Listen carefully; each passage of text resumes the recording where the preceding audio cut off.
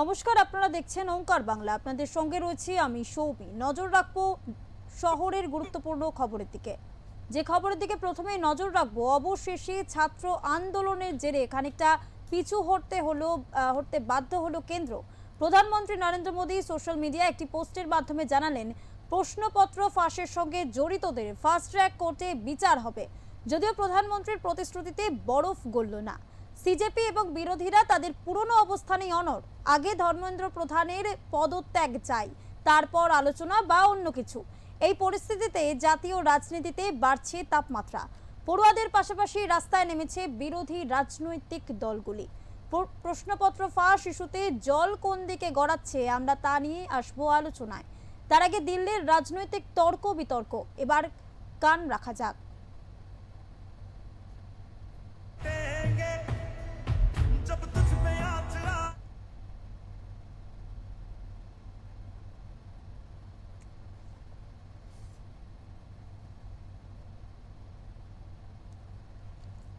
ধর্মেন্দ্র প্রধান একসময় ওড়িশা ছাত্র আন্দোলনের অবিসংবাদিত নেতা।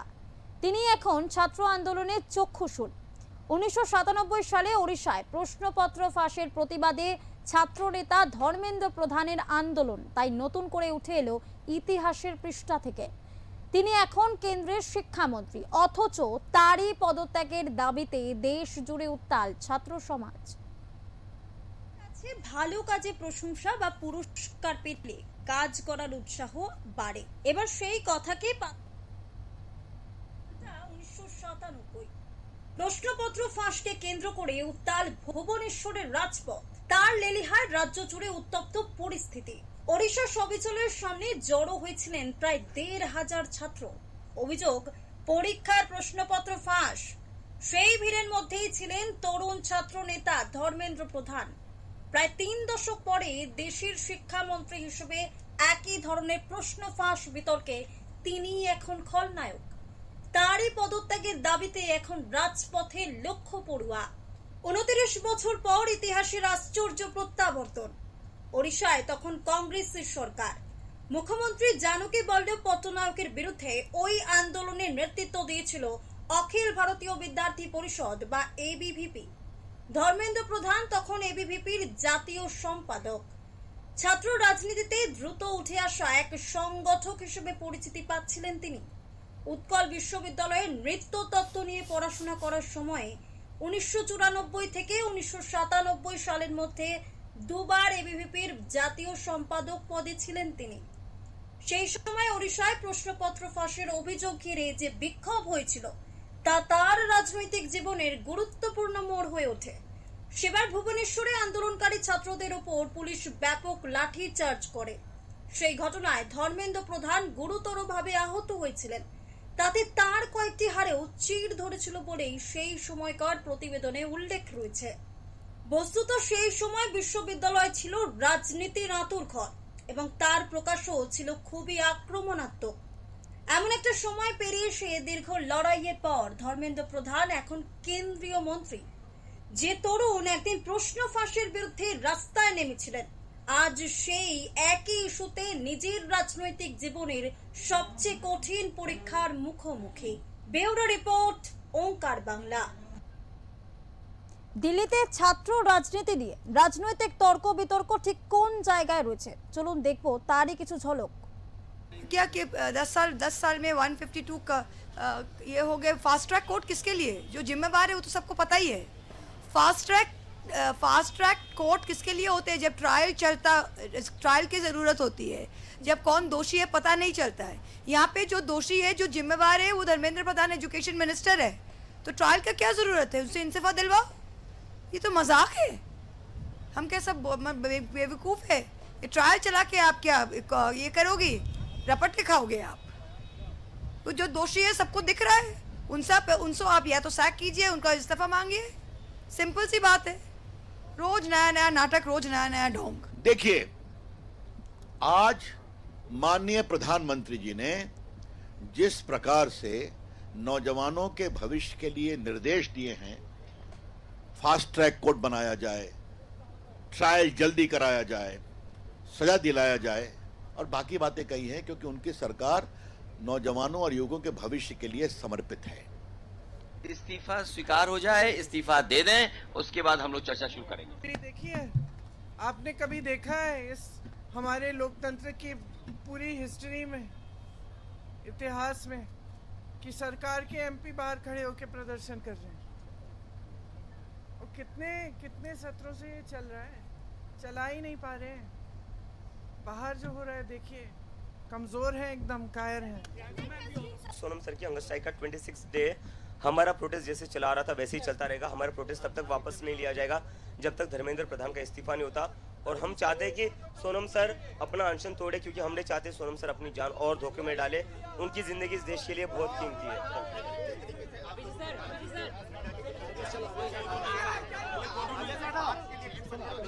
हमने उनको कहा था पिछली बार, आपने हमको 5 घंटे बिठा कर रखा, 5 घंटे में से बस 10 मिनट ही बात करिए।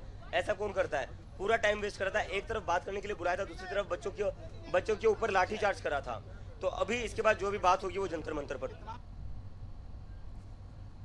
ছাত্র রাজনীতিতে উত্তাল দিল্লির রাজপথ এবং রাজনৈতিক মোড়, এই বিষয়ে আমরা আলোচনায় আসবো। আমাদের সঙ্গে আলোচনায় থাকবেন আমাদের ওঙ্কার বাংলার এডিটর ইন চিফ বিপ্লব দাস। দাদা, আপনার কাছ থেকে যে বিষয়টি জানতে চাইবো যে এই মুহূর্তে দিল্লির রাজনৈতিক ঠিক পরিস্থিতি যেভাবে উত্তপ্ত হয়ে রয়েছে, প্রশ্নপত্র ফাঁসের আন্দোলনে কি শক্তি বাড়াতে পারবে বিরোধীরা? দেখো সুমি, শক্তি কতটা বাড়াতে পারবে সেটা পরের কথা, কিন্তু প্রশ্ন হচ্ছে যে কেন এই আন্দোলন, এতদিন পরে কেন আন্দোলন? আমরা যদি একটু অতীত ফিরে তাকাই, কারা করছে এই আন্দোলন? আন্দোলনটা করছে ককরোচ জনতা পার্টি, সিজেপি। অনেকে আবার এটাকে বলছে তেলাপোকা জনতা পার্টি। তাহলে প্রশ্ন হলো যে এটা যদি দেখি যে 2026 সালের 15ই মে তৎকালীন প্রধান বিচারপতি সুপ্রিম কোর্টের সূর্যকান্ত, তিনি এক শুনানিতে বেকার এবং প্রতিবাদী যুবকদের তেলাপোকা এবং পরজীবী বলে মন্তব্য করেছিলেন। এরপরে এই যুবকরা নিজেদেরকে অপমান করা হয়েছে বলে একটা প্রতিবাদ করে তারা তেলাপোকা পার্টি বা যাই হোক ওই কি বলে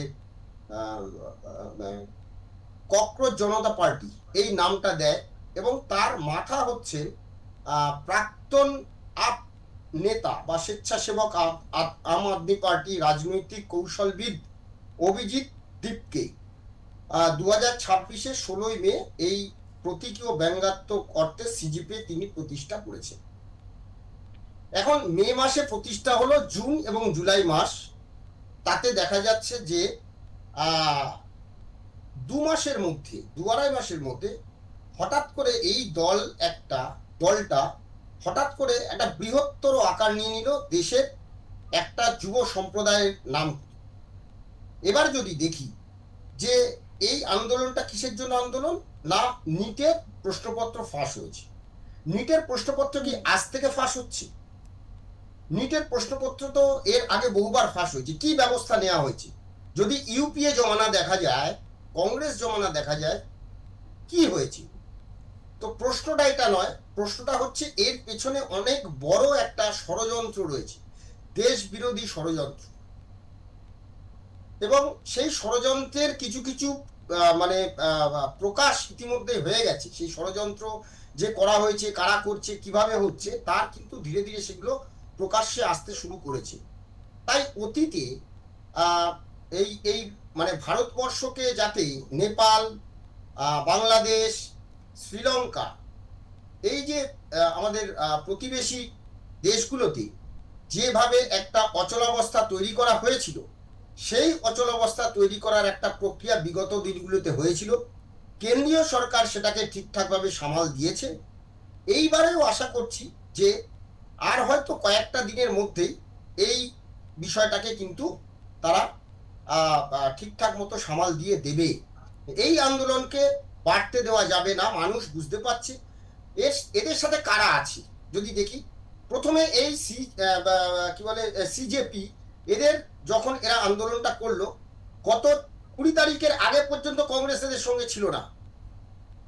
যেই ছাত্ররা লাঠি পেটার কথা শুনে হঠাৎ করে কংগ্রেস রেডে করে নেমে পড়লো বিরোধী দলনেতা আমাদের রাহুল গান্ধী। তিনি প্রধানমন্ত্রীর বাড়ির সামনে গিয়ে ধর্নায় বসে গেলেন কোনো রকম পারমিশন না নিয়ে, কোনো রকম অনুমতি না নিয়ে। এটা কি সম্ভব? একটা দায়িত্ব জ্ঞানহীন রাজনীতিবিদ কখনো এই কাজ করতে পারেন না। ভারতবর্ষে এরকম হয়নি।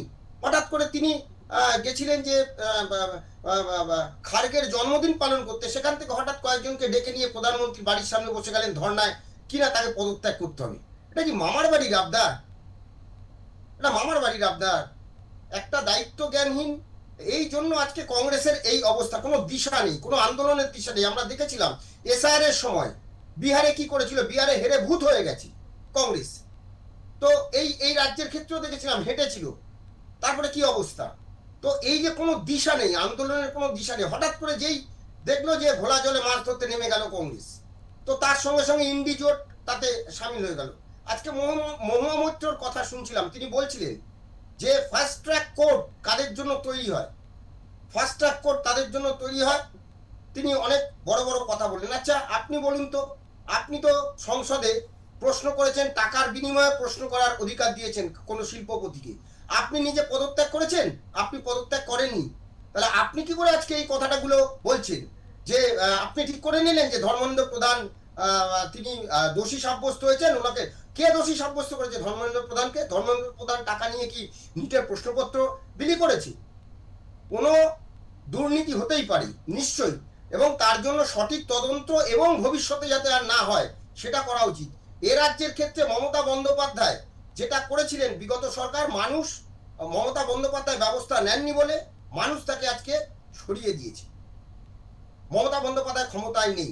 তেমন যদি সত্যি সত্যি নরেন্দ্র মোদী যদি এর প্রতিবাদ, মানে এই যে নিটের যে কাণ্ড হয়েছে, যদি তার বিরুদ্ধে কোনো ব্যবস্থা না নেন, যদি তার বিরুদ্ধে কোনো রকম পদক্ষেপ না করেন, তাহলে নরেন্দ্র মোদীকেও দেশের মানুষ কিন্তু সরিয়ে দেবে। তাহলে প্রশ্নটা এখানেই, আইনটা আপনারা হাতে তুলে নিচ্ছেন, যারা এই যে সিজেপি বলে যারা, তারা আইন হাতে তুলে, এরা কারা? ছাত্রদের নামে কি হচ্ছে ওখানে? ওখানে আমরা দেখলাম কিছু কিছু জায়গায় পুলিশকে মারা হচ্ছে। কিভাবে পুলিশকে পেটানো হয়েছে, একজন এসপিকে মারা হয়েছে, তার পেছনে ফেটে গেছে গতকাল রাত্রে, যেভাবে তিনি কোমায় চলে যাবার অবস্থা তৈরি হয়েছে।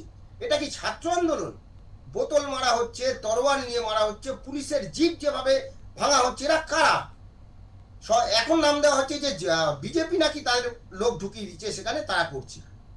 এত লোক কোত্থেকে এলো হঠাৎ করে? 2 মাসে একটা পার্টি, এবং সেটা দিল্লির বুকে। আজকে 16খানা মেট্রো স্টেশন, সেই 16খানা মেট্রো স্টেশন বন্ধ রাখতে হয়েছে, জনজীবন বিপর্যস্ত করে দেওয়া হয়েছে। অর্থাৎ পরিষ্কার কথা হচ্ছে, যেটা আমরা নেপালে দেখেছিলাম, যেটা শ্রীলঙ্কায় দেখেছিলাম, এই জেন জি আন্দোলন, সেই জেন জি আন্দোলনকে ভারতবর্ষে নিয়ে আসছে বিদেশি শক্তি, এর পেছনে রয়েছে। নাহলে এটা হতে পারে না। এরকম একটা সামান্য একটা মামুলি বিষয় নিয়ে তারা দাবি করছে, তাদের দাবি মানতে হবে। দুদিনের পার্টি, তারা বলছে যে এই করতে হবে, নাহলে আমরা সরবো না। এবং তার সঙ্গে কিছু মানুষ আছে যারা, যেমন কি বলে, আপ যেরকম এসেছিল আম আদমি পার্টি, ঠিক এইরকম ভাবে আম আদমি পার্টি কিন্তু কংগ্রেসের বিরুদ্ধে এরকম পথে নেমেছিল তখন। আর আজকে আমে দুধে মিশে গেছে, আম আদমি পার্টি কংগ্রেস সব এক হয়ে গেল। এই আম আদমি পার্টিরই একটা শাখা এই অভিজিৎ দীপকে, এবং এর নেতৃত্বেই এটা হয়েছে। অর্থাৎ আমরা আগামী দিনে হয়তো এটা প্রমাণ হবে যে আম আদমি পার্টি দুর্নীতিতে দিল্লিতে তাদের ক্ষমতায় পরিবর্তন হয়েছে, তো ফলে মানুষ তাদের রাখেনি, তারাও দুর্নীতি করেছে। যে প্রতিশ্রুতি দিয়ে এসেছিল সেই প্রতিশ্রুতি রাখতে পারেনি, মানুষ তাদের সরিয়ে দিয়েছে। এখন তারা হরিয়ানাতেও কি অবস্থা, তাদের সাংসদদের ধরে রাখতে পারেনি। তো এই জায়গাটা থেকে নজর ঘোরানোর জন্য বিরোধীদের হাতে কোনো অস্ত্র নেই, এখন তারা এই জায়গাটায় করছে। আশা করা যায় এই বিরোধী শক্তি বা বিদেশি শক্তির যে একটা চাইছে যে সব দেশেই তো হয়েছে, প্রতিবেশী দেশে হয়েছে, অতএব যদি ভারতবর্ষে এরকম ভাবে একটা জেনজির আন্দোলন তুলে কিছু করা যায়। এবং আমরা দেখছি যে বিভিন্ন সংবাদ মাধ্যম, সমাজ মাধ্যমে, ফেসবুক বা যে সমস্ত সমাজ মাধ্যমে আমরা দেখছি, সেখানে লেখা হচ্ছে ভারতবর্ষের প্রধানমন্ত্রী নরেন্দ্র মোদীকে নাকি আমাদের সেনাপ্রধান বলে দিয়েছে আপনাকে 2 ঘন্টার মধ্যে দেশ ছাড়তে হবে। অর্থাৎ বাংলাদেশের যেরকম সেনাপ্রধান শেখ হাসিনাকে তখন বলেছিলেন যে আপনাকে 2 ঘন্টার সময়ের মধ্যে দেশ ছাড়তে হবে, সেম বাংলাদেশ থেকে এসবগুলো ছড়ানো হচ্ছে। তাহলে তো বোঝাই যাচ্ছে কারা এটার পেছনে রয়েছে, কারা এটা করছে, এবং বিভিন্ন সংবাদ মাধ্যম সমাজ মাধ্যমে এগুলো প্রকাশ হচ্ছে। তাই মানুষ কিন্তু এদের সঙ্গে নেই, একটা শ্রেণী রয়েছে, এর আগেও আমরা দেখেছিলাম। আর সত্যি যদি কোনো অন্যায় হয়ে থাকে, ভুল হয়ে থাকে, তার জন্য সরকার তদন্ত গঠন করেছে, সেই তদন্ত রিপোর্ট দিচ্ছে এবং ফাস্ট ট্র্যাক কোর্টে বিচার হবে বলে দেওয়া হয়েছে, দ্রুত বিচার। ফাস্ট ট্র্যাক কোর্টে দ্রুত বিচারের জন্য ফাস্ট ট্র্যাক কোর্টের কথা বলা হয়েছে। মহুয়া মৈত্র সেখানে বিরোধিতা করছেন। তো আশা করা যায় এই আন্দোলনের হ্রাস কিন্তু সরকার কিছুদিনের মধ্যেই হয়তো টেক আপ করে নেবে। একেবারেই, অনেক ধন্যবাদ দাদা আপনাকে। আমরা কথা বলছিলাম আমাদের ওঙ্কার বাংলার এডিটর ইন চিফ বিপ্লব দাসের সাথে। ইতিমধ্যে দিল্লির রাজপথ উত্তপ্ত হয়ে রয়েছে প্রশ্নপত্র ফাঁসের জেরে। যেভাবে ছাত্র আন্দোলন চলছে বিগত দিন ধরে, ইতিমধ্যে কিন্তু দিল্লির রাজপথ এবং রাজনৈতিক মহলে কিন্তু তীব্র বিতর্ক শুরু হয়েছে এবং সেই জল ঠিক কত দূর গড়ায় সেদিকে নজর রয়েছে সকলের। যেমনটা এখনো পর্যন্ত জানা যাচ্ছে, সিজেপির আন্দোলন অর্থাৎ ছাত্র আন্দোলনের ঝড় কিন্তু আছড়ে পড়তে পারে কলকাতাতেও।